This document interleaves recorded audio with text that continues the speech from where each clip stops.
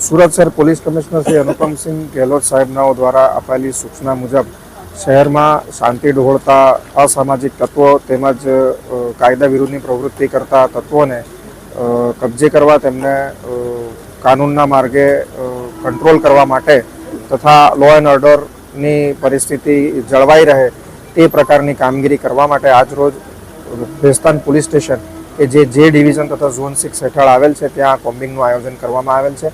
મહેરબાન police commissioner સાહેબની સૂચના મુજબ તેમજ sector 2 joint police commissioner Shri KN. Damor સાહેબ તથા ઝોન 6 ડીસીપી શ્રી રાજેશ પરમાર સાહેબનાઓની આગેવાનીમાં આ કોમ્બિંગનું આયોજન થયેલ છે।